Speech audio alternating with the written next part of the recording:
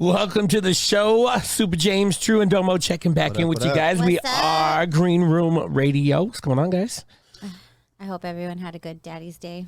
Oh, yes. Father's Day. Happy Father's Day, Tru. Hey, thank you. You should have called me yesterday. I know, I forgot. Motherfucker. I didn't care. I was probably hungover. I had one, too. You had a good Father's Day? Yeah, Daddy's Day. Oh, okay. For all my little subs. Oh, there you go. Sweet. So we got some guests on the show with us today. Yes. We got Freek Hustler. Yo, what up? Freek Hustler. And then Freek Hustler brought his friend Meesh with him. Greetings. So what's going on, guys? Chilling. What's the? I need to know the story of, first of all, how you got the name Freek Hustler. Yes. You know, it's actually pretty interesting. I've gone through like a bunch of different like fight names and kind of nicknames as I've grown up. And I kind of came to this crossroads where I just like wasn't happy with any of them because they didn't really like identify who I was. And I'm well known for like hustling. I've got a bunch of different businesses. I'm always grinding on different stuff. And Freek is actually not what most people think it is, right? So when you look at it, you're probably thinking like, oh, he's a freak, like on the sexual side, right? Yeah. So Freek, F-R-E-E-K, is actually what the hippies used to call themselves back in the 60s. So I kind of like vibe with that, like super plant-based, spiritual. You know, my sex life actually kind of plays into it nicely because of the name, but yeah, see, I didn't know if it was from that, but I mean, I kind of I kind of assumed it was the other way, just because, like I said, I see that you got so many different things going on. For sure. I see that you're in the Airbnb game, which I've been in that for a very long time, and then I see you're a fighter. For sure. How long have you been doing that for? 11 years. 11 years. 11 years. Won 2 AMI titles at different weight classes, and then doing my pro debut this year. What fight leagues are you in? So I fought for. I just actually got a 3-fight pro contract with Fusion Fight League. They're over in Montana. They're doing some shows here in Las Vegas as well pretty soon. And then before them, I had a title through 559 Fights. That's out of Fresno. Yeah. And then beat down 209. I got Stockton's title as well. And then I moved out of California to here to kind of take it full time. Yeah, just so you know, this is Diaz country in here. So we got the Stockton in here. But yeah, no, I was watching. I actually watched one of your fights. I think it was from 2021. Okay. And I saw it said you were fighting at 125. Yeah. How in the hell do you make 125? It's fucking rough. What do you think you weigh right now? 150. 149, somewhere around there. Yeah, no, I saw that and I was like, geez, man. How long is that process to get down to that? It's a process. So like a fight camp is usually about like 3 months, right? Mm-hmm. So like the first month I'm kind of like eating whatever I want and just training hard, and then the second month is when I start really dieting. Yeah. So I shred off about 5 pounds of muscle and fat, and then I get down to about 135. I continue training at about 135 to 138, and then I cut about 10 pounds of water as I dehydrate and cut everything out of my body. So that dehydration process is 1 day. The diet, I think, is about 2 months. And then at the very end of the diet, you're eating like close to nothing. Fats, proteins, that's it. Mm-hmm. Yeah. And then how quick does the weight come back after the fight? Are you like just right back? So I used to try and bulk up as much as I possibly could, but it actually slowed down my performance excessively. I couldn't, my food wouldn't digest. I was having like some really bad problems with that. But now I get back up to, I walk into the cage at about 140, I want to say 142 to 148. Just depends, I guess, how well my body takes. So would you consider yourself a big for 125? I know they say when I used to until now. I mean, there's some dudes that are cutting to 125 that are just massive. I'm looking at them going like, how? Like, seriously, they're like 5'9", just built. And I'm like, how are you making 125? This is blowing my mind. Yeah, I used to say the same thing when Nate would get down to 155. I'm just like, dude, how? Yeah. You know, and I know he's got the height and everything, but I'm like, 155 is... I have no idea. I know you're walking around at 180. Yeah. Easily, if not 200. So yeah, that's crazy, man. So what do you have going on as far as the Airbnb stuff? I saw you got. So I'm in the luxury vacation rental market. So we have about, I want to say it's always changing, but about 11 properties right now that we broker. And most of our houses are out in LA actually at the moment. I started my business in Vegas, and within the last year, I think majority of it has actually moved to LA. So we got a bunch of houses in the hills, and I've been doing that for, let's say, 5 years. I started with a 2-bedroom apartment, and I went from that into, apartments, condos, went to single-family homes, and then finally I did like that for like 2 years. I stacked probably like 16 houses at once, and then I just realized it was way too much work. So I scaled down, got rid of all my houses, and just went luxury. And then I took on 4 or 5 properties, and it was just mad cash flow. And then how do you normally get to these people with these properties? Usually like just having like great client rapport. Like my clients will always recommend me to other clients just because I make them so much money. Yeah. So it's really like once you get your foot in the door on one luxury property, once you have those analytics, you can take it to any other partner and go, hey, check out how much money I'm making this guy. Yeah, no, for sure. So what it comes down to is it's just like a trust issue, meaning 100%. Meaning that they got to trust that you're gonna, it's almost like somebody already having a property on like one of those Varbos. You see it, and then you can approach that person and say, hey, if I come in, maybe you have your own clientele base that you could do. That it's more about hands-off management for owners, right? Because a lot of the owners to these houses, I mean, most real estate investors in general, they've got other businesses. Like they're taking their money because they want it to be passive. And then they're realizing, oh shit, this isn't that passive. Right. So then they have to get somebody to run it for them. So that's kind of like the market that I just jumped into, and I just started managing people's properties, and it's done really, really well. So it's kind of like a property manager. So you just watch out for you watching cameras when people get there for like parties and all kinds of stuff like that. We have an entire team that pretty much takes care of check-in, check-out, security during the stay, deposits. The biggest part, the scariest part is like the amount of money that you make. Yeah. That's the scariest part, because sometimes I'm holding $80,000, $100,000, $200,000 of people's money just sitting in my bank account. And I got scammed about 6 months ago for 25 G's. And I was like, damn, well, there goes, I pulled some money out of my savings. On the rental? Yeah. In the rental game, yeah. Yeah. What do they denying charges, or how does that? So I rented to this. I was in Miami and I was like fucked up and I was kind of partying, and I had just like crushed the year. I fucking just finally made it to a point where I was like, I'm just going to go out and not worry about work. So I'm working. We're like pull up to 11 and my phone goes off and I answer it, and it's somebody that wants to book a house. He's like, I need it right now. And I was like, okay, well, let me work this out for you. And I was like, well, how much? Because I almost hung up the phone. He's like, we got a $25,000 budget. And I was like, all right. I was like, okay. I'll take a couple minutes out of my party for that. What's funny is I almost walked up to the front and like just gave him money and walked in. But then I was like, let's wait in line so I can finish this sale by the time we get to the front and just jump in. So I finished the sale. Everything's good. I ended up partying. I probably spent more money than I should have that night because I thought I made 25 G's. And then probably 2 days later, I get a notification from my payment processing system saying that they back charged on their Amex. And I charged him pretty much for the whole stay and the deposit. So it was about 30 grand. And he did a chargeback on all 30 grand. So this dude's in the house at the moment when this happened. So he did a chargeback before he checked out? Before he checked out. That was brave. How long of a rental was it for? It was a weekend, I think it was like 4 days or 5 days. It was, it was 4 or 5 days. And he got in on like a Wednesday. So my plan was to party in Miami, then bounce from Miami, go to LA, party there. So that was my whole like birthday trip. I get to LA and this is all happening, and I'm like, well, at least I'm here, right? So I track the kid down, I break into the house pretty much, and I'm like, yo, I need to get paid like right now. And he was like, okay, cool, like let me figure it out. Money's just, blah, blah, blah. Feeds me a bunch of excuses. I'm like, okay. So I literally sit there with him for 6 hours until I can get a payment to go through. Finally, I get a payment to go through. I leave, and as soon as I'm leaving, I'm like, I just know for some reason that the same thing's going to happen. I let my bank know. I called everybody I needed to call to go, hey, do not let this money leave my account. And sure enough, within the next 2 days, it got pulled right back out of my account. Oh, man. Wow. So what did they say why?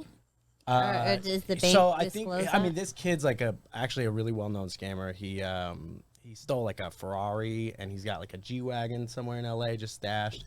He's been scamming a bunch of, I guess, vacation rental houses. Yeah, something I've heard. There was a guy out here, really big spender at all the clubs, and I know he had went, I think, to 11 in Miami, and I want to say it was for one of my friend's birthday.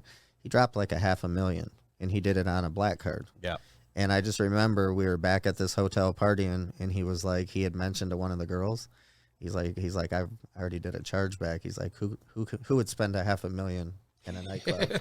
And he's like, and he said that he said when you're a black card holder, you can do that once or twice a year, and they just let it go. Yeah, they'll take it. So I'm like, knowing that, knowing it as I know a lot of big businessmen that use black cards like that. Yeah, because it really makes sense, because it's like, how would you spend $500,000 at a strip club in one night? Yeah. No. So you could fight that really easy. Yeah. Like, I didn't do that. Someone stole my card.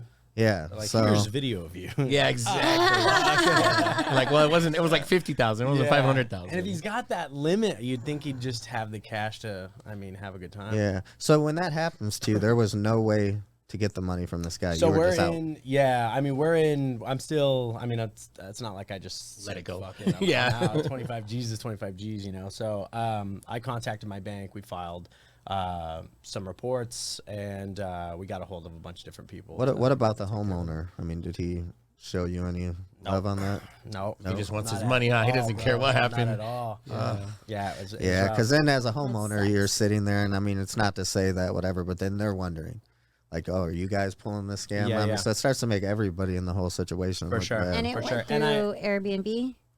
Yes. Or no, it didn't go through Airbnb. Oh, it was a private booking. Okay, got it. And it taught me a lot of lessons. I was kind of, I knew it was so funny because I knew it was coming. I had told my girl, like, I was like, yo, like, I'm making a lot of money right now. There's just so much money coming in and out of my account. I was like, something's gonna happen, and I'm like, and I'm not sure what it is, but I'm really trying to like keep a focus on everything. And then that happened, and I went, yeah, idiot. I was like, you could have easily avoided that. And I was just like, well, but I'm happy that it happened. I had so much gratitude at the time, and I still do. I'm happy that it happened at 25 G's and not 100 grand or 200 grand. You know what I mean? So it was like, it was a burn, and it stung a little bit, but I was like, I'll make that back twice as fast.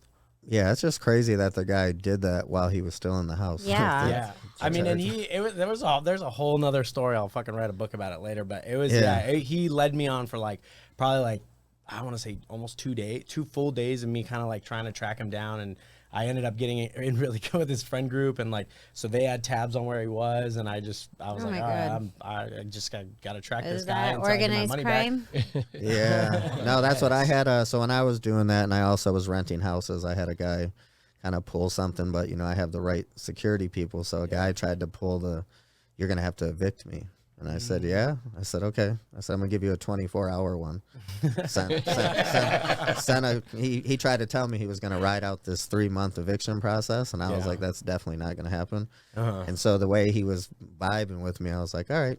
Sent a couple Samoans over there. He was out in 24 hours. Oh, yeah. No questions asked. But no, that's horrible that people can do that. And I think it happens a lot with anything luxury. Yeah. Well, especially during COVID, there's a lot of stories of people doing that type and what of were shit. they when you went back there? Were they partying? Like, what were they? Yeah, what were there was doing? a small crew. I think they were all scammers. I think they were all kind of working together, and they were all working. I could tell they were all busy doing shit. And I think his scam, honestly, is I think he builds fake LLCs in people's names, like his crew around him. He just builds LLCs in their names, and then somehow he attaches lines of credit to them.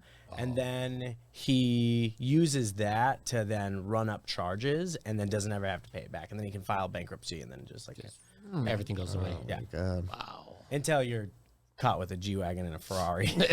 And now you got a are felony warrant. Are you doing it with the wrong people? Eventually something's gonna give right there. He's got a Why felony, don't they just warrant actually go legit? Yeah. So it's just as much work too. I was looking at it, I was like, bro, like this is so much stress and work. Like I don't understand. It's from the scammer standpoint, it is so much stress. But I think when they're in that mindset, it doesn't even phase them. But I'm like, it's gotta phase them. Yeah. It's got to be stressful to know that, you're basically scamming someone, and you don't know if they're going to come.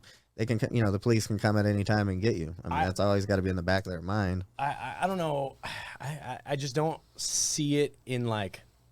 I had an issue recently with a customer, and she had said something to me, and I almost felt so bad. I almost gave her a refund, but she booked a house for me, didn't show up.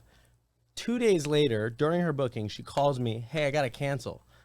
Like 2 days in. I'm like, wow. Sorry. I'm like, look, you can't cancel. But I really take care of my customers. So I'm like, look, you can't cancel. I will give you a 50% refund, but you have to book your dates at a later date. Like you have to come back and do your stay. Like I'm not just going to give you your money back. It doesn't make sense. Yeah. So then she just exploded on me and called me a scammer and then called Airbnb and all this shit. And I just felt like, well, she didn't stay there. And I was like, so I almost morally felt like, I don't want her to think I'm a scammer. And then I was just like, no, fuck her. She's the one scamming her. She's the one trying to get over. Bitch, fuck her. Like, but She's trying to scam you. No, so see, I get that here in Vegas on Toro. A lot of people will do weekend or like 4 or 5 day rentals, and they don't really realize that there's really we tell people they can't leave the state, and I'm like, they don't realize there's nowhere to go. Yeah, where are you gonna drive to? So when they get to the hotel, they bring back my cars. They got like 10, 12 miles on them, and they're like, they'll try to call me and be like, hey man, can I return the car early? And I'm just like, no. And I said, because you blocked a potential, somebody else could have wanted it, and now you just, so no, you can't. It's I want to be, I know why you're turning it in. But when you turn that in, it's a full loss for me because I lost whoever might have booked it prior to you. So for sure. So so I agree with that. On the Airbnb, just business. Yeah. Just business. Yeah, and I mean, especially you got to look at these type of rentals. People, they get fucked up and they just don't show up sometimes. Yeah. I've had a few times people do a Toro rental here and they just never show up. It's maybe they got fucked up the night before, and or they put 2,000 miles on your car and be like, "What you talking about?" I was just around driving town. around. Oh, a guy We're sightseeing. Hey, it was funny. This guy put 2,700 miles on my Range Rover, and I was like, you can't leave the state, which is kind of weird because on Toro they say if you have the miles, like they get 200 a day or whatever, they're allowed to go wherever they want. And I told Toro, I'm like, I understand that, but I also have the right to deny them. So I asked them, are you going out of state? If they are, I'm going to charge them this much, or they're going to get denied. So this guy was actually slick enough to tell me, he said, I was driving back and forth to Reno. And I was like, oh shit. How many times? Yeah, like he kind of like, he like mind fucked me. I was like, fuck. I was like, all right. And I didn't have GPS.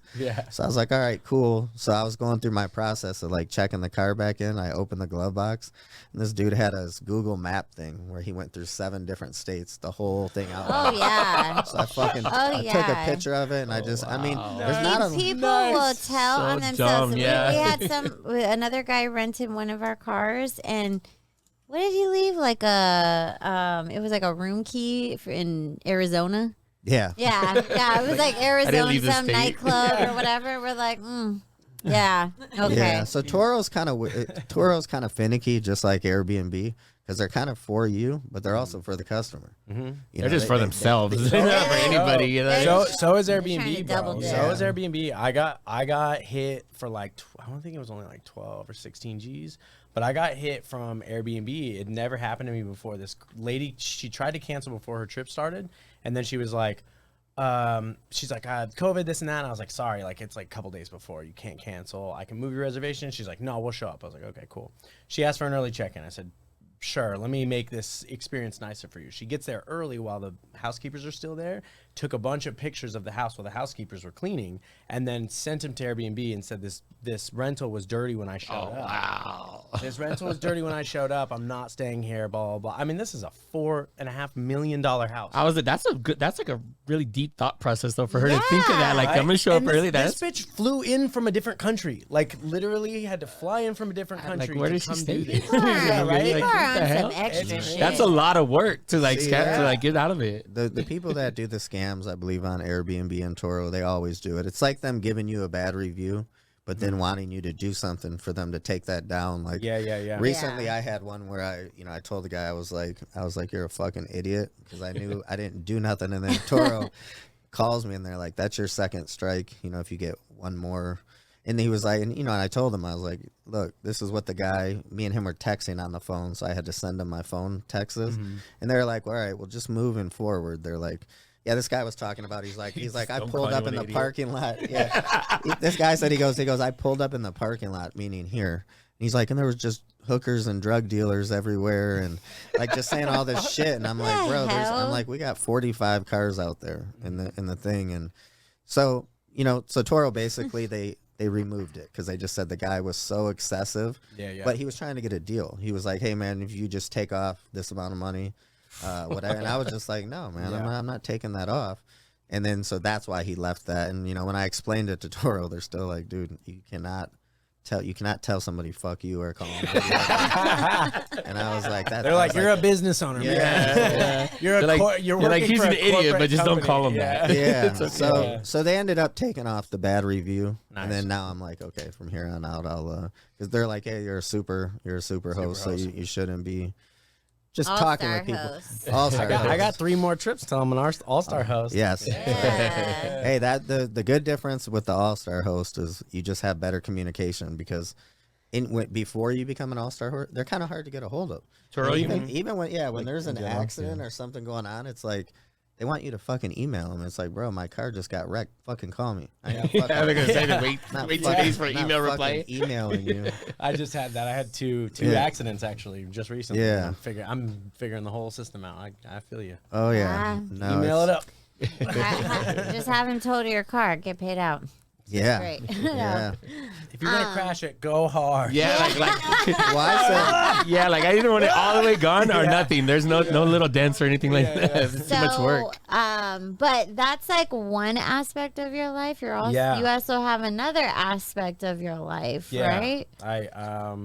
Which one? he said that's just 47. Your personal I'm a life. 1% of a 1% of a 1%. So in your personal life, you are polyamorous? Yes, I identify as polyamorous. Explain how that came to be. I was just a wee little boy. I was That's how it all happened. 18, I think, at the time. I had 2 like pretty what I thought were long relationships. They were like 3 years back to back, Wait, how old are you right now, if you don't mind me? I'm 30. 30. Okay. Yeah. So 30. I just it's been golden already. I was just I had 2 long relationships that kind of ended exactly the same way, and I was like, I pick up on patterns real well, and I kind of just knew that like monogamy was not a thing that was gonna work for me because it's just distasteful to me to have to lie to someone. So I was like, okay, I'm going to have to be like brutally honest with people, but I also kind of knew that was going to kill my chances with most women. With either of these women, did you guys do cheeky stuff like threesomes or anything? No. I decided this before I had any girlfriends or anything. I just was like, yo, I'm not going to get back into a monogamous relationship. That's not going to happen. So I was running this nightclub in Cali. And I met this girl, and she was really cool. And she was like, yo, like, I like girls, and we can have threesomes, and you can date and do whatever the fuck you want. And I was like, that sounds exactly like what I was looking for. That's the dream girl for Super Jam. Yeah, dream girl always turned into not dream girls pretty quickly. So that kind of like led, I would say it went for about 7 months. And then her whole mindset kind of changed on it. Obviously, she got attached and had these feelings.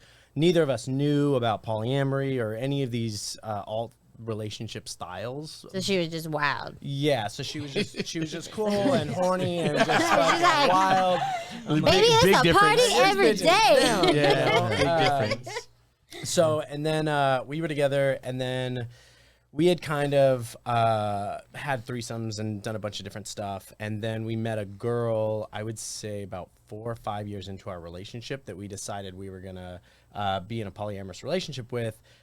And the main reason we did this, don't do this in the future, which is I knew that me living an open lifestyle wasn't going to last. Like, we had already been through 3 years of just bullshit and trauma and like her not getting it and like us not communicating well and all that. So then this was like, okay, well, I can still be this like open sexual being, right? And then I'll have 2 girlfriends. Living together at the same time? No. Okay. They one was living with me, and then the other one was living not with me. Yes. Okay. And then we got together. That probably helped a little. A lot, actually. and now that I'm an adult, I would live by myself and date 2 women who lived separate. Or if they wanted to live together, by all means. But did you ever live with 2 of your ladies at the same time? How did that go? It was stressful. Every relationship's different, and the relationship dynamics are different. I would say in that relationship, it was hard because the time where we started living together was when the girls started really not getting along. And then that kind of like split us up. I realized that my old relationship was just like way too toxic, and I couldn't do it anymore. So we all broke up, and then my ex-girlfriend now. Were you the toxic one, or was it? I know. Oh yeah, I was for one of sure. those ladies. For Just sure. trying to get Did that you hear clear. that timeline? Come on, right. this is baby me. So it was pretty crazy, and then that led into another relationship, which was my ex, and we were together for 7 years, and we were open and we were poly.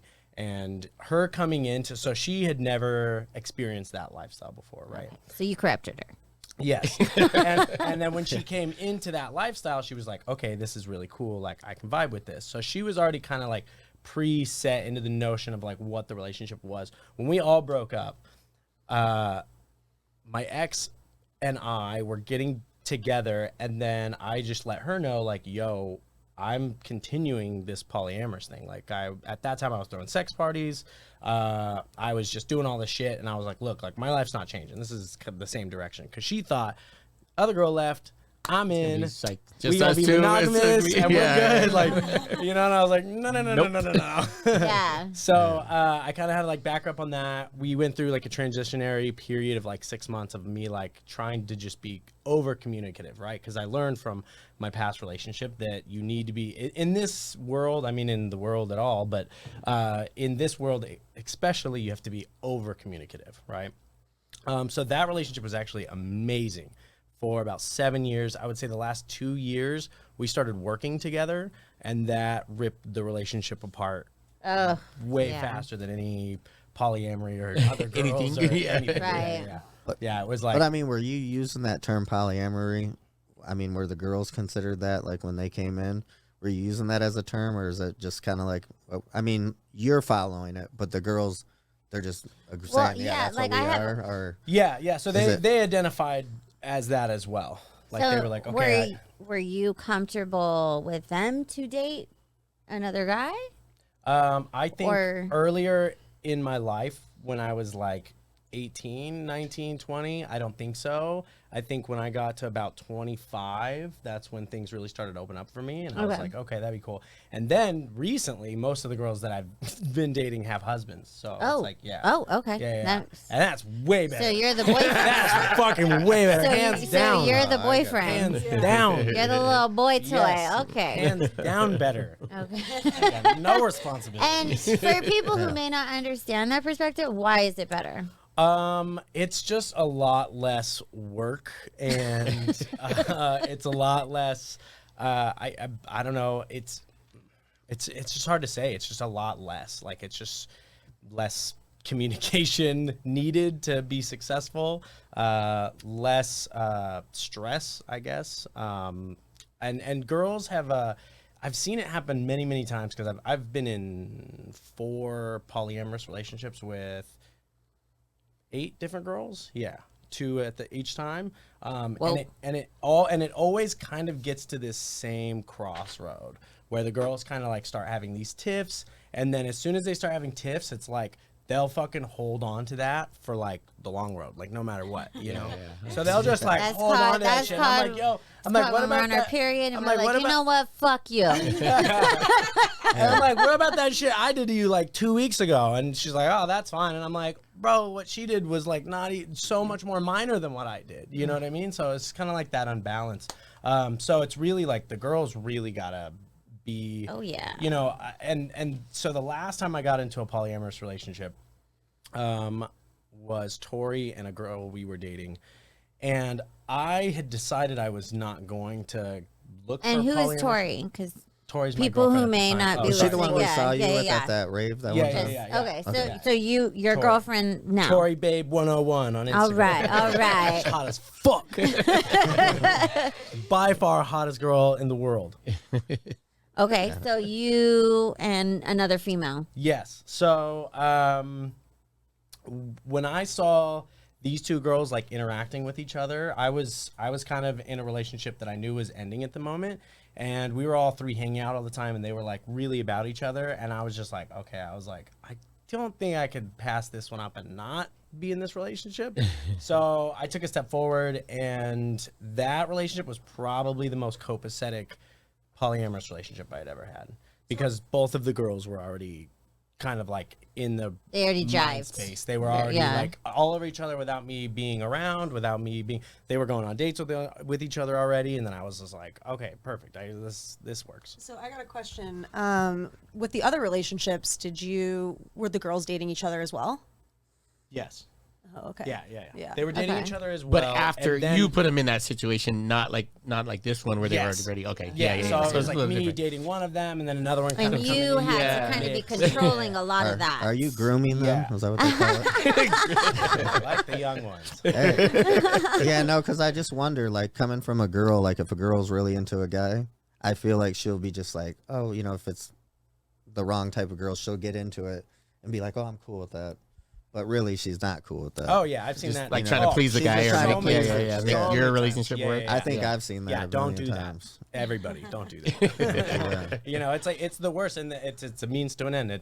I see that path, and I've seen it a million times. And when I see a girl in the lifestyle going to these like lifestyle takeover parties or like whatever, I can tell by meeting a couple within minutes. I can know if she's in it because she wants to be in it, or she's in it to please him. Yeah. Right. And that's when it's for sure not going to work. And that's when it's not going to work. There's going to be communication issues. There's going to be hurt feelings. There's going to be a lot of shit that you don't want to even deal with. Yeah. I would never. And I mean, to the guys too, a lot of guys just kind of like wave it off as like, oh, this is going to be awesome for me. It's a very selfish thing, you know? And to a lot of those guys, I'm like, you don't understand how much chaos you're going to cause for yourself Right. in 6-10 months from now. Yeah. No, that's what I'm watching your Instagram with all this stuff, and I'm like, how in the hell has this guy got this shit going on and still maintaining all this stuff? Because one is enough for me. So two would be definitely crazy. I did a polyamory experiment. I'll just say that because it was only 6 months, and How old were you at the time? I was 23, so I was very young, and I was just kind of in this like I don't give a fuck phase.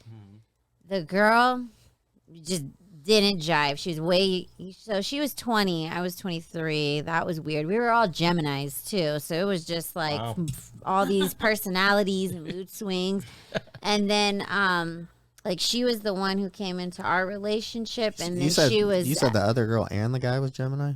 we were all Gemini, yeah. God. So it was all Towards the fucked up Gemini, I party. feel that. Yeah. I mean, hey, no, Geminis are cool, but this one was not cool.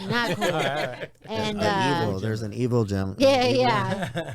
But you know, the whole thing is communication. So she came in, and then she wanted to like take me out of the equation, or she wanted to start problems, and I don't know, it just became more of like I was fostering a little sister, and then it was like that time you got to get the fuck out. A child in a relationship. How long were you in that for? 6 months, but it 6 was months. the craziest 6 months of my life. I bet. How long do yours normally last? I mean, I guess they're all different. yeah. Some last longer than the others. So you said, or sorry, my very last one lasted, I want to say 6 to 8 months. The one with Tori and then another. Yeah. And what happened? Them two weren't jiving, or what? They had, I would say basic relationship issues, nothing that you couldn't really work past. But there was a huge communication issue between me and my ex, and I just couldn't do it. Now, Yeah. I did Because you have to be communicative. I can't stress that enough. Yeah, like so I've been in these conversations with people, and it's like I feel like the more communicative it's the more you're telling on yourself. So you're saying I'm going to do this because I want you to know, but then it's like shit. Sometimes, like as a guy, I'd feel like, you know what, I would rather just not know, because you throw that out there, then boom, now all of a sudden it hits you. That like, is the cause of the issue. Yeah. So it's like, you know, everybody. And that feeling, securities knocking on the door. that feeling though is like what everybody has to push past.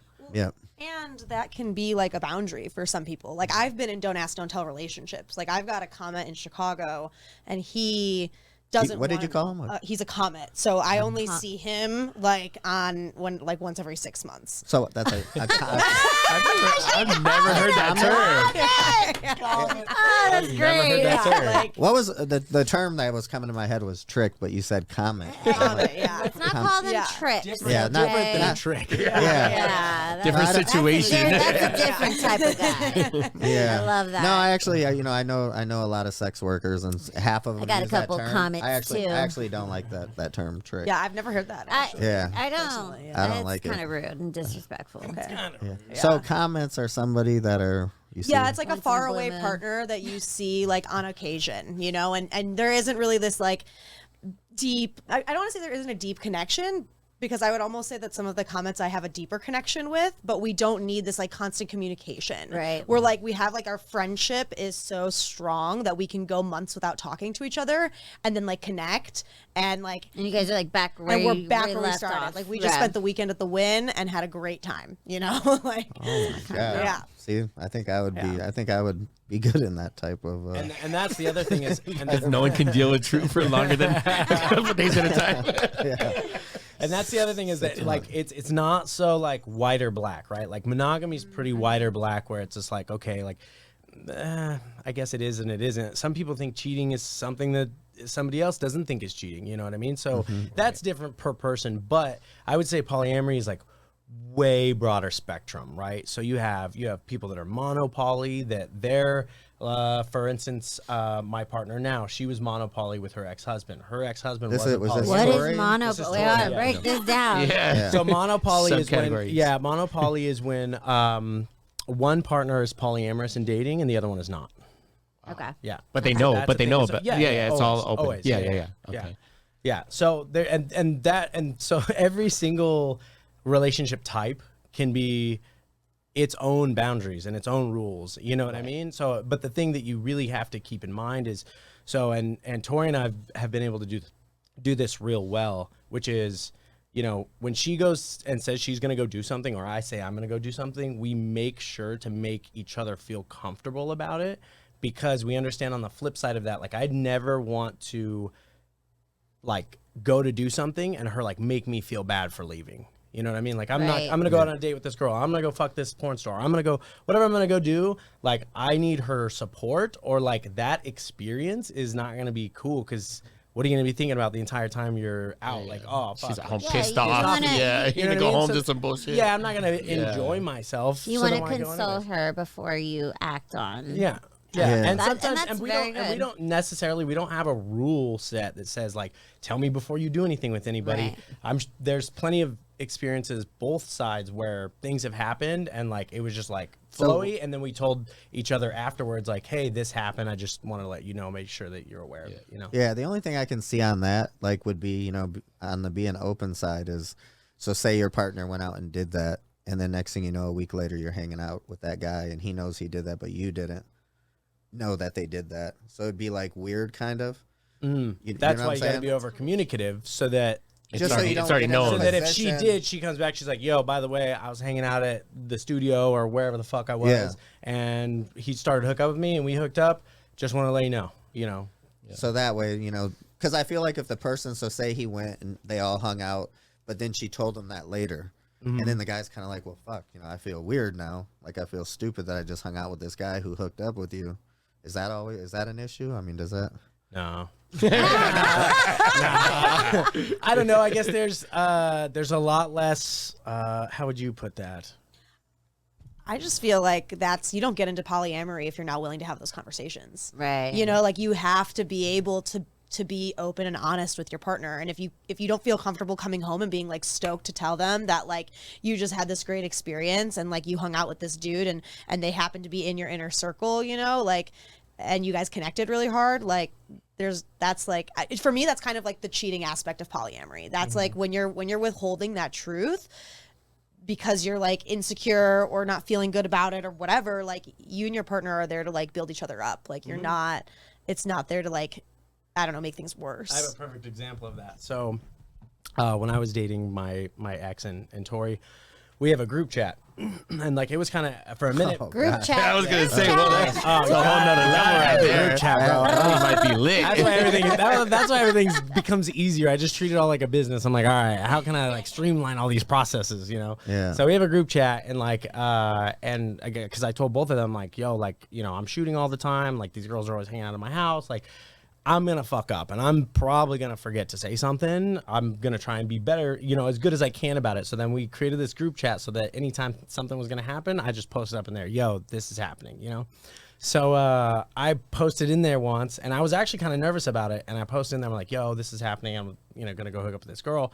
And they both like wrote me back and you could just see like star emojis and like all this shit. And they're like, yeah, go fuck her and go do this and go do that. And I was like, oh, like, whoa, I was like, that's crazy. I've seen a lot of shit, and this is like the first time I'm seeing they this. were like cheerleading and that's you what, on. and that's what your partner's there for in life in general, is to push you forward and to get you to cross your own boundaries and get you to, you know, do the things that you want to do that are going to make you happy.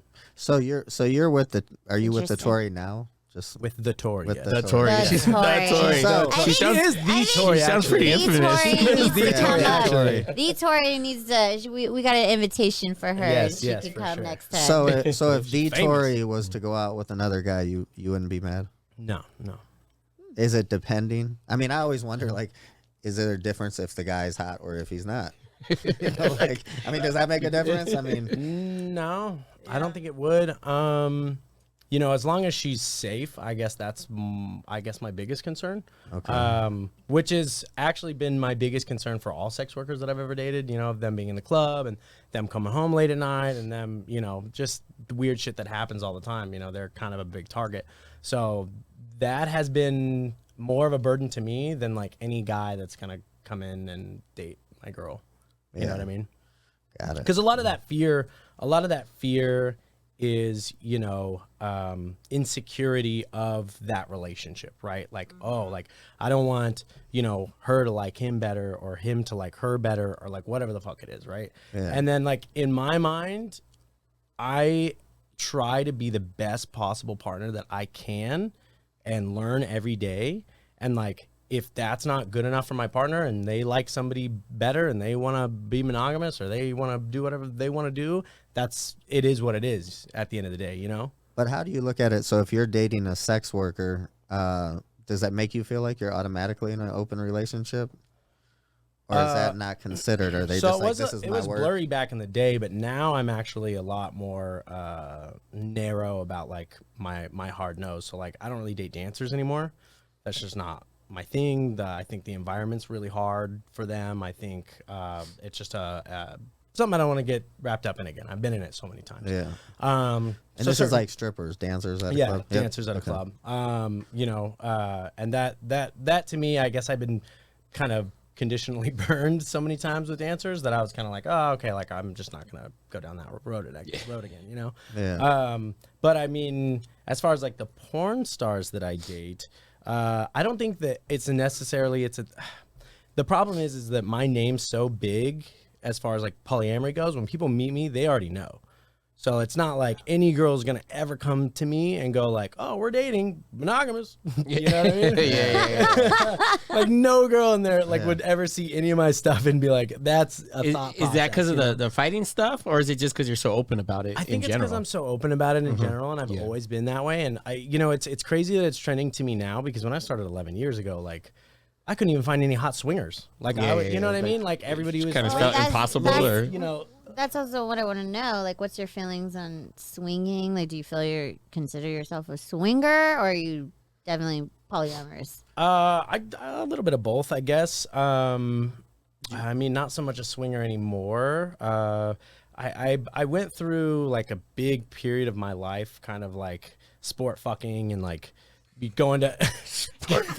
we're getting all kinds of terms today. I think you said that That's about what I some. said. That's what I said. She went to a swinger pool party and That's she exactly told me that. what Oh my I God. said. I said they fuck for sport. Oh yeah. And like I've done that. I've been to lifestyle takeovers and I've lived my, you know, fantasies and all that shit. And then like at the end of the day, I kind of like always came back to the same thing of like, well, it's not like, you know, super fulfilling, right? So like, Right. what's fulfilling to me? So then I was just like, okay, so I looked at the people that I thought were most fulfilling to me, and those are the people that I developed the deepest relationships with. So then I was like, okay, so it's much more to me now about that than it is about the sex. The sex is fun, and like, you know, I personally like small parties and like just to vibe with all my people, and like that's the way I like to go. A lot of people, you know, like to get all dolled up and dance around in front of a bunch of people that potentially are gonna bang them, or like whatever their thing is. You know, it's their thing. But yeah, I mean, I've just learned a lot, I guess, going through this process and like being that, and then getting to this point and going, oh, okay, like.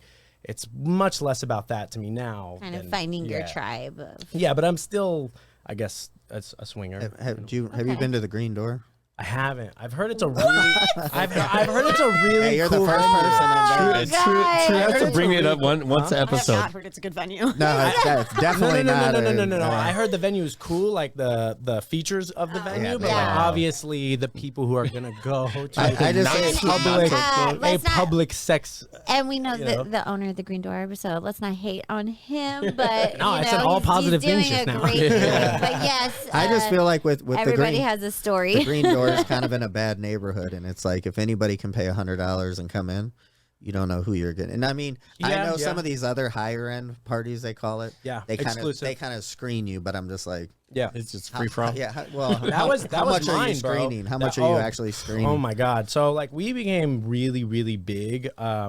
In That's how we met. Yeah, that's how we Oh, met. whoa. Was hosting my parties. I was screening her actually. That's kind of how she came along. But Screening. yeah, I know. screened her really Talk about hard. this screening Screened her process. super hard. How does your screening work? I mean, I really get a good vibe of somebody through their social media usually, and then friends of friends, like personal contacts. Maybe if I know somebody, I reach out to them. Yo, what do you know about this person? Then we'll do the in-person meet. I'll meet them. I'll talk to them.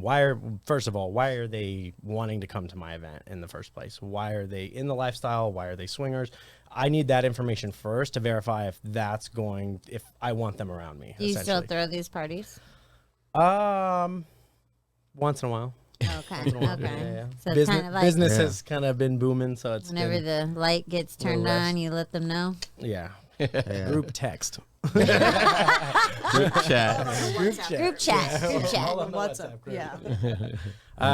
So yeah, I mean that it's a long screening process, but it shows in the events. You know, so, 'cause- so something I saw. So I know this couple, and they do swinger parties, and they're supposed to be a little bit more on the higher end.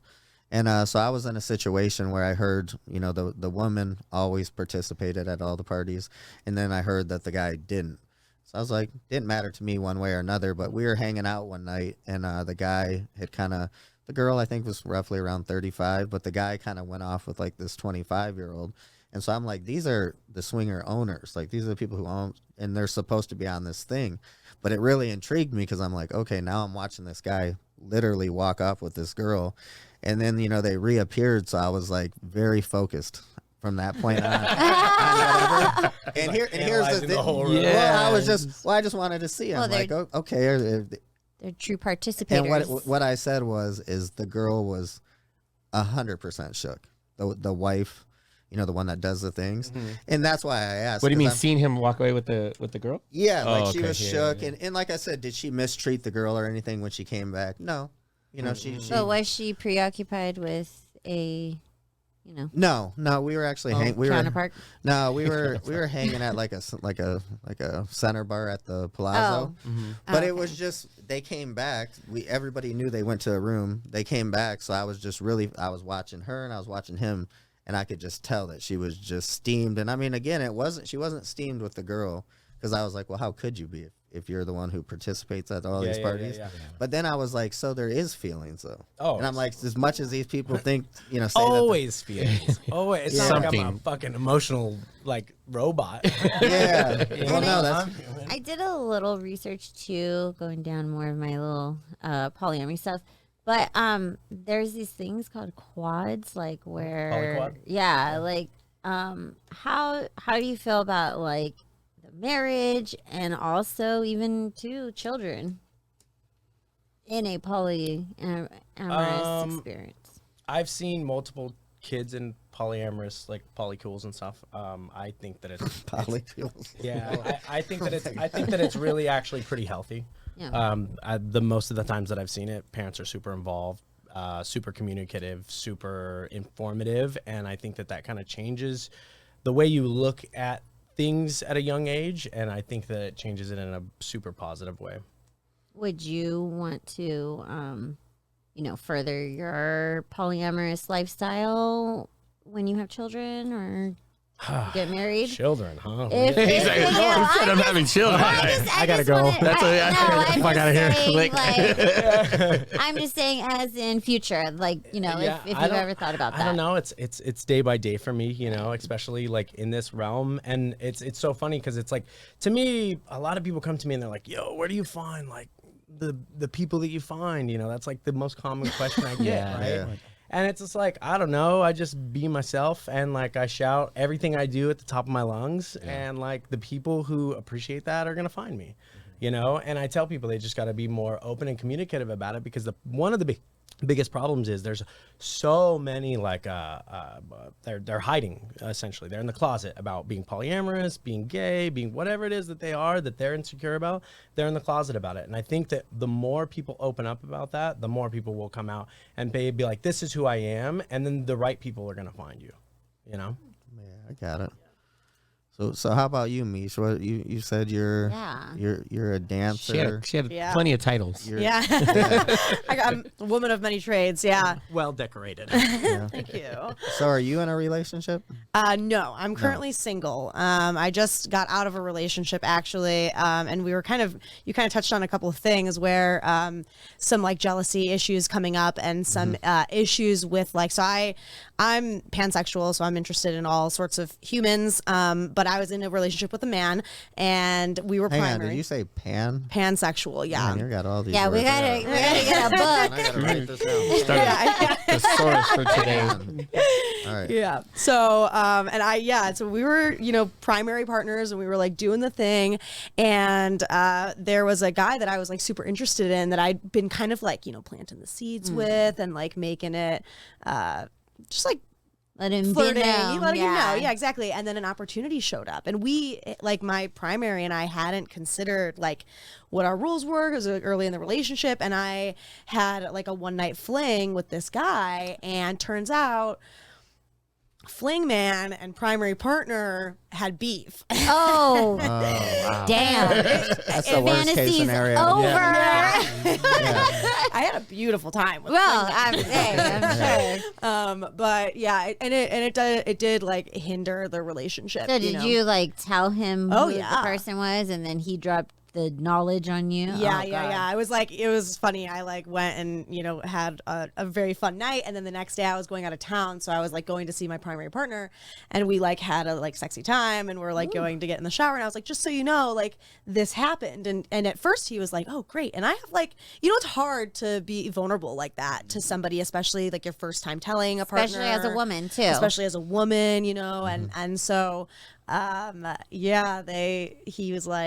he was not stoked. At first he was fine, and then he was not stoked. That's and one way to put it. Yeah, like kind of trampled on me with his emotions. And then I was like, well, I'm going to go home for Christmas now, and we're going to take a week off. And You're going to figure that out. And that was 7 months ago. How long were you in a relationship for? So we were together from like August till the end of March.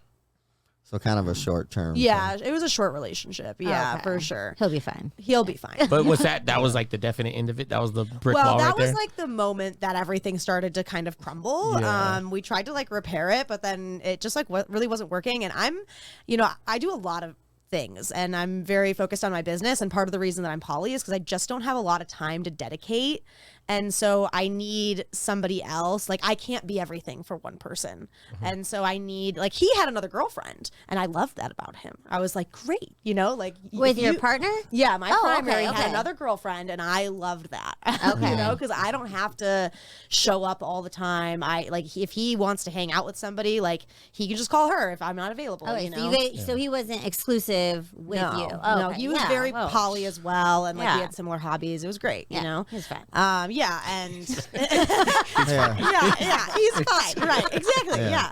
So, I mean, emotions are still involved. Right, you know? right. But at the same point, it was. We had like our breakup conversation, and we're very amicable. One of the things I love about him is he's such a good communicator and so good at like breaking shit down. So we sat there, and he was like, "Yeah, I think that like the minute that you hooked up with that guy and just like the whole way that it happened and everything, it just like shattered me." And I the way he described it, how do you say it? He was like, I found myself like in a hole and I haven't been able to like dig myself out. And I'm like, I've been sitting here with a goddamn shovel, like trying to dig you out. If you're not, you know. But he had a girlfriend too. He did have a girlfriend too. Yeah. So I mean, I think that different feelings for different partners, and I can't speak on his behalf, but But as a sex worker, any of the people that you go out with, has any of them been like, hey, you're my soul, or have you always been like, hey, if you do want to go out with somebody else, you have the freedom to do that? Or are you like, even though I do this as a job, no, you have to be with just me? Nah, that's not. I was poly before I was a sex worker. Okay. Like So I'm trying to separate the two. So they're two totally separate. They're two totally different like identities. Okay. Like. Because then I throw swinger in there, and I'm like, okay, what's that? Yeah. I mean, they're all separate. We need a whole like thesaurus so you can. They're all Break them down. Yeah. So I swing, and that's how I met Chris actually. And I was at a party with a guy that I was dating, and it's kind of funny because you had mentioned something along the lines of like when you screen people, you can see if like who's into it, like legit, and who's not. And like he claimed to be really into it, and then like we got to the party, and I was really fucking into it. You can see like his whole that's what I face, said. like So everything, like Night has just began. Well, again, that's the guy being really into you, and then so he's gonna be like, all right, I'm gonna do whatever she wants to do. Yeah, I guess, but And I then wasn't he even. wasn't- I he had wasn't. like orgies and like sex parties wasn't even on my radar. You know, Right. like the dude hooked it up with Chris, and like the only reason that we even got a slot in the party was because I had reached out to you because you hadn't gotten back to my man because it's a dude and like. Does that mean he whatever. didn't pass the screening, or did he? Yeah.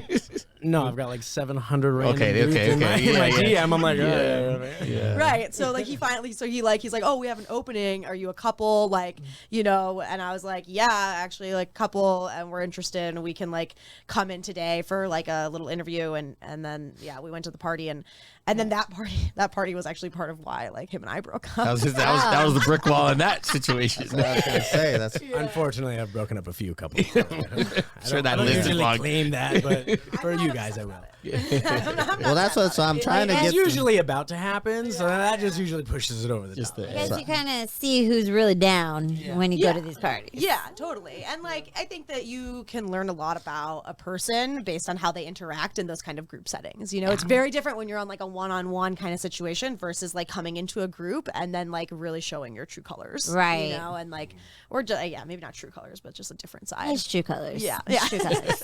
Well, that's why I said if a girl is really into a guy or vice versa, sometimes they just jump on the bandwagon like, okay, yeah, I'm down Just with to that. please them, or Right. But then make they them- get there yeah, and they Yeah. realize that that's not their type of. gonna hurt some feelings. It's the coolest thing to see, like when people are talking to me about coming to the events, and how, they're excited, obviously, and then people always. I don't want to call it trash talk, but like hype themselves up or whatever, Yeah. and like, oh, I'm so ready for this, and then like to see them how they act during the party. It's in another world, like another planet. Like, what did I get myself into? Wallflowers. Yeah.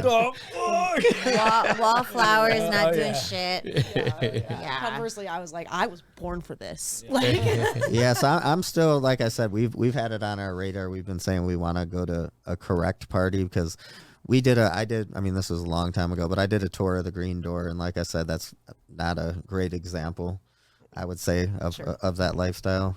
Okay, so here's the hard part with like lifestyle parties. This from my point of view.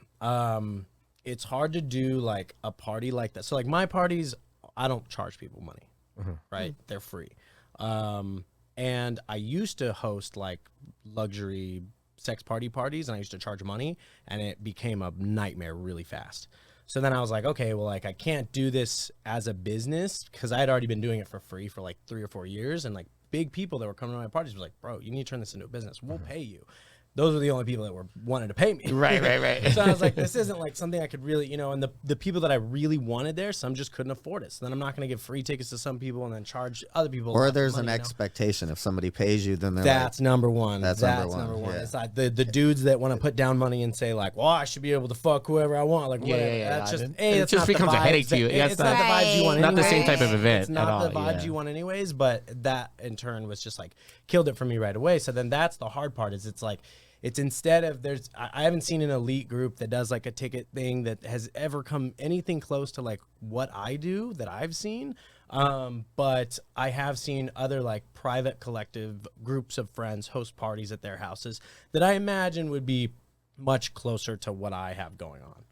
got it. And also with something like the Green Door, like everybody's paying to get into the Green Door, right? So there is like that like levels the playing field. Like with you, it was like kind of more of a private event. Yeah, like I said, well, the thing with the Green Door, we were touring, and we actually had our tour bus parked there, and somebody's like, "Hey, you guys got to come in and take a tour of this place." Oh, nice. And we never, being from Detroit, we never seen anything like this. Yeah, right. So we were just like, "What in the fuck is going on in here?" I wouldn't really consider like the Green Door anything No, I mean, to be it's- like that's like a- polyamory or anything like No, that. that's like a very public. It's like an attraction. Like, It's like a Yeah. swingers But the thing that was so playground, for odd to sure. me is like, again, I didn't see very beautiful people, but the guys were almost like robots. Like a halfway decent girl would walk by and the whole crowd would be like, they'd like Yeah. shift. And I'm just like, Baby what do you runner. do if you go there with a girl and she's pretty and you got these people shifting with you? Every move you make, they're making them. But I was looking at these guys and I'm like, you got the guy in the suit, you got the drug dealer looking guy, you had like one of each. Oh, yeah. And they were all just mesmerized. Yeah. I I think in that case, it's like it's all important about the boundaries. It's all about like what you and your partner have like laid down before you walk into the club. Before you walk in. Yeah. Oh, yeah, before any parties ever. Yeah. Yeah. That's, Any like, number situation one. like that, yeah. What happens if this happens? Because and a big rule I put on mine is I've got a list of 25 plus rules to my parties when you're inducted and you can come in and then you also sign a contract stating that you read those rules because they're really important, because if you break any of them, you're X'd and you're essentially almost never allowed back. Like there'd have to be a big uproar in the entire group for them to be let back due to any like negligence of the rules, essentially. I would love to see those rules. Can we get yeah, I it? was like, can we get a copy of that? Can we get I an got that pulled invite? up. Do we get invited to these parties? I'll send you the rules. Okay. Is there like an application See if you can process? follow them first. Yeah. She was like, number 3. Yeah, never mind. Yeah. No, that lets people know right up front, like, okay. I want to touch on that idea though of like being a sex worker and being like potentially monogamous. Like, does it automatically mean you're in an open relationship? I don't think so. Like, I personally, because I was poly before I ever did sex work, I don't really have that problem because everybody just knows I'm poly and don't get into a relationship with me if you don't want that, right? Right. However, I have a few porn star friends that like they play with the idea of poly and like open relationships, but they don't necessarily like follow through with the same like lifestyle that like Chris and I lead, like they keep one partner Like and they have that like one they partner. stay with their boyfriend. Yeah. But on the side, it's like a job. Yeah, it's a job, and that's how it's understood, and they don't open the relationship up to necessarily like other play partners, right? Just people for funsies. Yeah, well, that's what I mean, because I've dated sex workers, and then and that's the situation I've been in. Right. It's been like, like, okay, well, if I go out and do that, I'm just going to do my job, and I'm like, I understand that, Right. but then, can I do that? And sometimes, Sure, yeah. sometimes it's like no. For your job. For your job. For Well, your job. also, Yeah, as long as you're working. As long as you're getting paid for it, I guess. Yeah. well, the porn also, world. why go ahead. can't women have 2 boyfriends? They can, another they thing. can. They They can. can. Yeah, Absolutely like can. I mean, but like being a polyamory like that. So, Yeah. like most porn stars I've met how in the is that? industry, most porn stars girl with 2 are, guys. are Yeah. monogamous. Most porn stars that I've met are fully monogamous. Like vast majority. Yes. Vast majority porn stars that I've met are completely monogamous, I'd say. Because We they must would know other porn stars. would you consider like they Yeah, would I be, guess.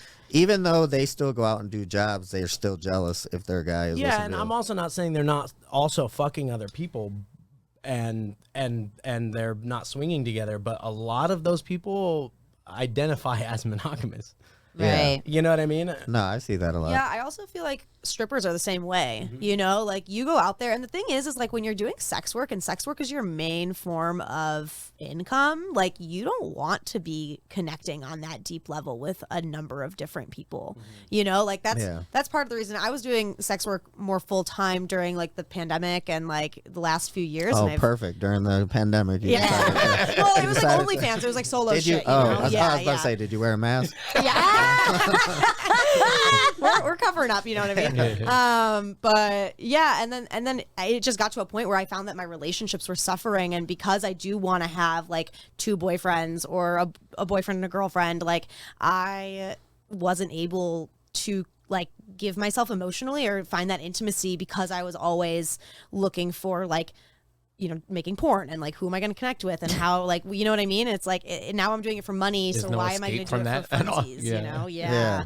So yeah, the transition has been actually really good for like my relationship. I'm writing that word down too. Funsies. Funsies. Creating a You're whole like, what are you dictionary out talking the about? I episode was today. just out there doing it for funsies. Oh, that's gonna be his get out jail free card. Meesh and I are putting a course together just in this meeting. Yeah. Yeah. Yeah. A lot of terms. Yeah. Yeah, so that I mean that was kind of crazy what you said. So when you're in a poly, you said with like Tori, what if she swung around and she had a guy, so now she's like, now you two are my boyfriends. How does that work? So Tori actually had a husband when we met, and we were all I mean, he was with her and I was with her for how long? I want to say almost a year.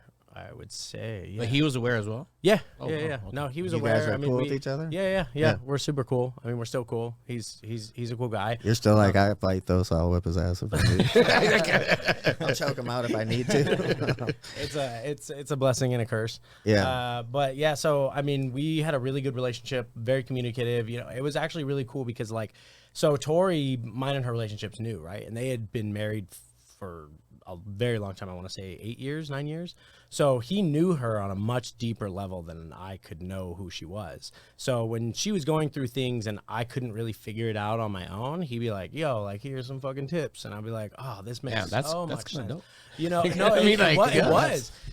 And I was like, perfect damn, world. he still texts me to this day. He texts me right before her birthday. He's like, hey, bro. Like, don't He's like, forget. don't fuck her birthday up. And I'm like, no, I already got everything planned. But yo, thanks for like reaching out. You know, Yeah, that's crazy. yeah, it's pretty wild and it's really cool. And you know, sometimes people are just like vibe really well with each other, and sometimes relationships last, and sometimes they don't. And like, you know, you have to be happy with either. Really, I think the biggest thing, a big takeaway is like a relationship ending doesn't mean anything negative, right? Like a lot of people take it so negatively. Like you have to hate each other, or what's you have wrong to be with mad. me? Yeah. There's something wrong with them. You know what I mean? It's like it just becomes this toxic thing, where it could become really beautiful and supportive. It could. You know, I had a breakup with my ex Jess. We're still on really good terms now, but when we broke up, we decided we were like, look, like, you know, obviously things aren't working out. Like we don't have any like hate towards each other, but we kind of need to end this. So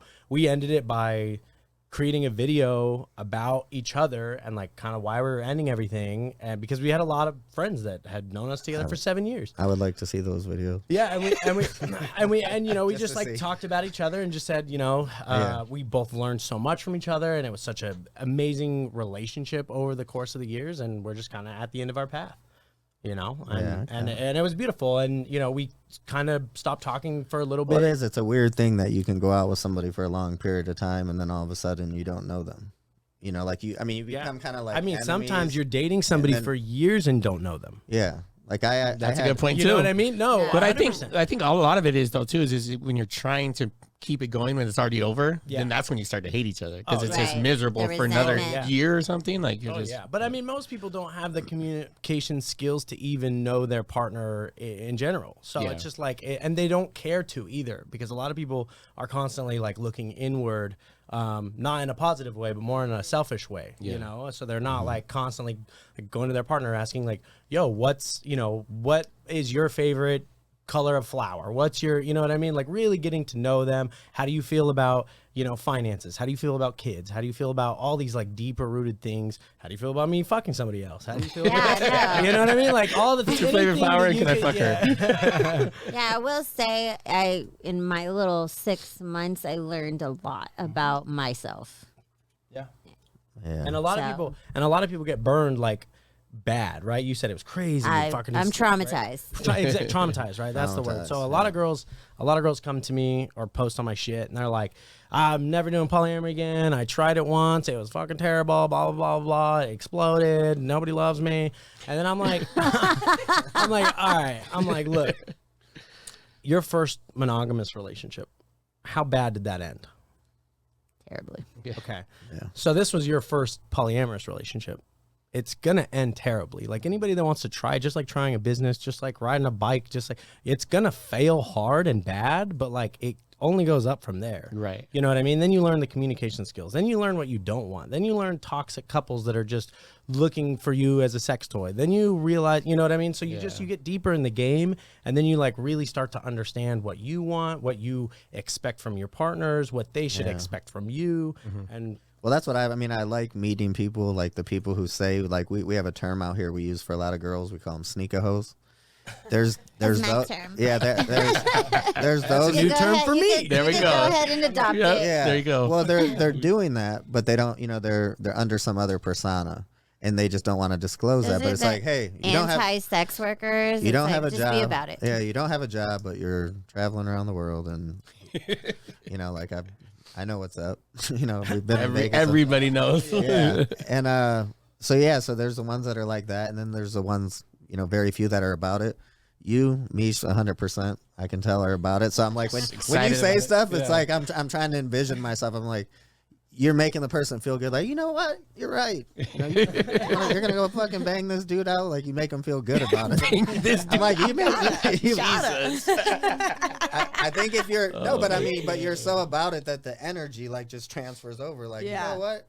That probably helps. I'm sure It that's would super, help. Certainly. Like, get a little motivating, I guess. Pep talk. Yeah. Yeah. Like, A little I guess I pump. have to be happy about it because she's so happy. Smack their smack their ass. go- Say, go get 'em. Yeah, it's a little slap and tickle, It's the delivery. I think it would be the delivery. oh, 100%. If a girl's saying that but she's not delivering it correctly, it could go wrong in many ways. Yeah, definitely. And it also depends on like where it's coming from. Like, is it coming from an ego perspective? Like, oh, I just want to like, bang dudes and like, fat cocks and shit. Like, no, like that's not, like that's not like where it's really coming from. Right. Like, if that's not legit, like that's not from the heart. And if it's from the heart, then it's not coming from, it's you're looking for connection, you're looking for intimacy, you're looking for realness, and that's like a huge aspect to all of it. Got it. Yeah. Definitely. Well, we appreciate you guys coming through. I mean, that was we could have done 2 or 3 episodes off of this one. Yeah, we're gonna do it to be continued. Yeah, we might have to continue this We'll one. be back. maybe. We'll be back. Definitely come back to a party. Yeah. Real quick, Meesh, have you ever dominated this freak guy over here? I have not dominated him in the bedroom sense, but Uh-oh. That's a whole nother episode. No, I know a few dominatrix. That's why I asked. That's not a whole Chris. different world. No, she doms my ass in the gym, man. In the gym. It hurts. It hurts way worse in the gym. Yeah, got it. So, all right. Well, we I love appreciate that. you guys Thank stopping you guys by. for coming Thanks for having us by. on. Yep. thank you. Appreciate you guys. Peace out. Oh, What do you? Oh, I was gonna yeah. say, you want to get their plugs? Yes. We, Oh, How shit. can we Freak follow Hustler, them? Freak Hustler on all channels. Airbnb Cartel, Freak Show, MVP Lux Services. Look at all and that. that's FREEK. FREEK. Yes, sir. Okay. And me. And you can find me on Instagram, metal_Meesh, spelled MEESH. You want to get that ass beat? Yeah. If you want more Follow like her. spicy content, it's gonna be Metal Meesh, but on OnlyFans or on Twitter. Yeah, what's your OnlyFans link? OnlyFans/Metal Meesh. Okay, Yeah. there you go. There you Yeah. go, pervs. You. I'm like right now. Everyone typing it. Thank you so much. You can follow me on Instagram, DomoMonster7. And Tru doesn't have one. He got I got he my got hacked. account got hacked. He got hacked at DJ Super James. Don't forget to every Thursday we got our Throwback Thursday episode. So we got a lot of content that we got during COVID and everything. So that'll be up there. We appreciate you guys, and we'll check everybody out next week. All right. Peace out. Peace out.